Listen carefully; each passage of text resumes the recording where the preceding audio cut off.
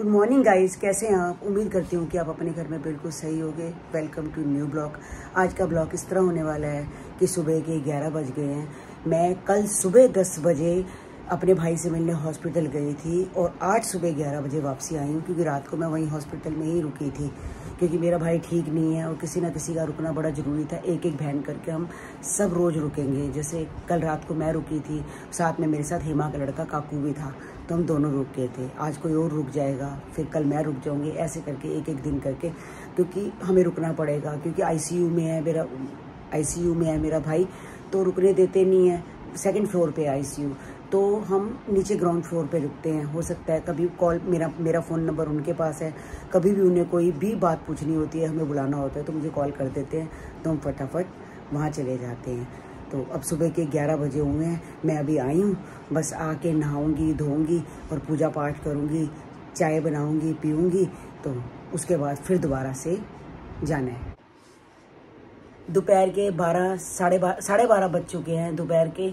बस मैं अब नाश्ता वगैरह मैंने कर लिया है, बस थोड़ी देर आराम करूंगी। बहुत ज़्यादा थकावट हो रखी है, क्योंकि फिर दोबारा जब मिलने का आईसीयू का टाइम होता है वो 4 से 5 बजे तक होता है। तो मैं यहाँ से 3:30 बजे खाना वगैरह खा के, इनको खिला के, और मैं फिर चली जाऊँगी। तो फिर जाके देखती हूँ कि मिलने का टाइम है, सारे आए होते हैं, तो वहाँ जाके ऊपर एक एक बारी सबको मिलने देते हैं। तो अब 3:30 बजे मैं, हेमा, हम अपना दोनों जने चले जाएंगे वहाँ पर। तो वहाँ जाके बैठेंगे। कभी कोई दिक्कत आती है, कुछ आती है, तो फिर वो कॉल करके हमें बोलते हैं। ये देखो, कोको पूची को देखो, इनको कोई मतलब नहीं, कोई लेन नहीं, कोई देन नहीं। बस मैं इनको कह रही हूँ कि मुझे तुम सोने दो, मैं थकी पड़ी हूँ, मुझे आराम करने दो। और ये दोनों के दोनों देखो आपस में मस्तियाँ कर रहे हैं। इनको क्या पता कि कोई परेशान है, कोई नहीं परेशान, बस इनको अपनी मस्ती से मतलब है दोनों। देखो गाइस, ये देखो, पूछी बे मतलब कि उसके साथ पंगे लेती रहती है। कल जब मैं हॉस्पिटल में थी तो मैंने इनको बोला कि मैं हॉस्पिटल में रहूंगी, तो आप दीपू से मिलने के लिए आ रहे हो तो एक चद्दर ले आना। कहते कौन सी चद्दर लानी है, तो मैं कॉटन की चद्दर ले आना, क्योंकि जब कमरे में लेटेंगे तो सेटी वगैरह है तो वह बिछा लेंगे, या नीचे भी लेटना पड़ा तो चद्दर बिछा के हम बैठ जाएंगे, तो कॉटन की चद्दर ले आना। कहते मुझे पता नहीं है चद्दर कहाँ पड़ी है। तो मैंने इनको बोला कि कोई बात नहीं, जो बेड पे चद्दर बिछी होगी आप वही ले आना, मैं बेड पे आके दोबारा बिछा लूंगी। ये देखो बेड के ऊपर से चद्दर ये हॉस्पिटल में ले आए थे। अभी तक भी मैं बेड के ऊपर चद्दर बिछा नहीं पाई। ये देखो ऐसे के ऐसे गद्दे हैं। बिल्कुल टाइम नहीं मिला गाइस, बिल्कुल भी टाइम नहीं मिला चद्दर बिछाने का, क्योंकि बस आई सुबह थकी थकाई आई, इतनी थक चुकी थी, इतनी की नींद आ रही थी। बस दिल कर रहा था कि बस मैं थोड़ा सा लेट जाऊं। हॉस्पिटल में जितना मर्जी आप लोग रह लो, मन नींद तो नहीं आती ना, दिमाग तो अपने भाई की तरफ ही लगा हुआ था। तो घर में आके अजीब सा, नींद ना आए तो अजीब सा लगता है। तो अब 3:30 बजे मुझे फिर जाना है भाई से मिलने के लिए, क्योंकि 4 से 5 मिलने देते हैं, तो वैसे आगे पीछे ऊपर नहीं आने जाने देते। रात के 8:30 बज चुके हैं। अब टेंशन ये होती है कि फटाफट कोई भी अच्छी सी सब्जी बना लो ताकि वो सुबह भी चल जाए, क्योंकि सुबह सुबह हॉस्पिटल जल्दी जाना होता है। वो इसलिए क्योंकि जो कल तो मैं वहाँ थी तो कोई दिक्कत नहीं हुई, मगर आज मैं जो सुबह जाऊंगी तो ये है ना कि जो डॉक्टर होते हैं उनकी ड्यूटी अलग होती है। 9 बजे रात को 9 बजे से लेकर सुबह 9 बजे तक अलग ड्यूटी होती है। उसके बाद फिर नाइट वाले अलग डॉक्टर होते हैं और डे वाले अलग होते हैं। जब वो नाइट वाले डॉक्टर जाते हैं तो वो सबको बुला के पेशेंट की सारी रिपोर्ट्स बताते हैं कि पेशेंट की क्या कंडीशन है। तो वो फिर हमें जल्दी पहुंचना पड़ेगा, ताकि नाइट वाले अगर डॉक्टर चले गए तो हमें कैसे पता चलेगा कि हमारे भाई की क्या कंडीशन है, उन्होंने रिकवर किया है या नहीं किया, मतलब कि क्या मूवमेंट कर रहे हैं, क्या नहीं कर रहे हैं। तो इसलिए वो सारा का सारा हमें बता के जाते हैं। तो हमें जल्दी सुबह पहुंचना पड़ेगा ताकि हमें डॉक्टर बताएं। फिर 9 बजे के बाद नए डॉक्टर आएंगे, फिर वो देखेंगे तो वो बताएंगे। तो इसलिए सुबह जल्दी जाना है। और सब्जी भी फटाफट मैं ऐसी बनाऊंगी कि जो सुबह भी काम आ जाए। बस फटाफट इनके लिए मैं रोटी बना के चली जाऊंगी, दोपहर को अपने आप रोटी खा लेंगे, सब्जी गर्म कर लेंगे।